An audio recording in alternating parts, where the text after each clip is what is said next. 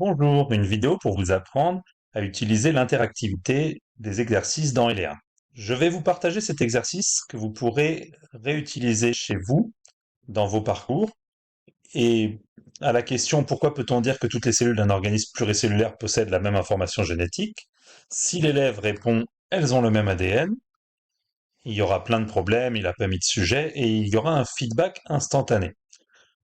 Pour programmer ce feedback, j'ai un menu qui me dit de préciser donc la question, bien sûr, et dans les réponses, de demander quels sont les mots-clés que j'attends. Donc là, les mots-clés sont ici, que c'est une cellule, qu'elles ont les mêmes chromosomes, le même ADN et les mêmes gènes. Euh, je peux compter un nombre de points, par exemple un point s'il y a le mot cellule, peut-être qu'il faut le mettre plusieurs fois.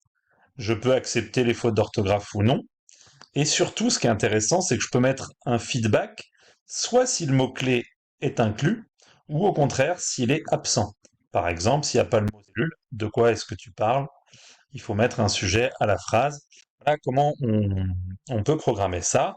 Et donc, pour chaque mot-clé, comme ça, je peux dire ce qu'on met, si c'est absent ou présent, et aussi d'autres réponses qui sont acceptées. Même chromosome, chromosomes identiques, chromosomes sont les mêmes. Donc ça prend un peu de temps, bien sûr, mais ça permet de bien cibler toutes les erreurs classiques des élèves et de leur permettre de s'entraîner euh, à l'infini. Parce qu'une fois qu'ils ont raté, ils peuvent soit montrer la solution, soit recommencer. Par exemple, si là, au lieu de mettre elles ont le même ADN, ils mettent les cellules ont le même ADN, il y aura plus la question de penser au sujet. Comment on crée cet exercice-là et d'autres exercices interactifs? Vous êtes dans un parcours, hein, vous allez dans mes parcours, vous faites créer un parcours. On ajoute une activité. Et là, vous voyez qu'il y a tout un menu, ça peut nous perdre un peu. Moi, je trouve que là où il y a le plus de choses intéressantes, c'est dans H5P. Attention, il y a H5P interactif et H5P sans l'interactif. Donc, on va dans celui-là. Et dans celui-là, il y a un sous-menu qui s'affiche, puisque là, vous voyez que je peux proposer tout un tas d'exercices. C'est pour ça qu'on peut s'y perdre un petit peu.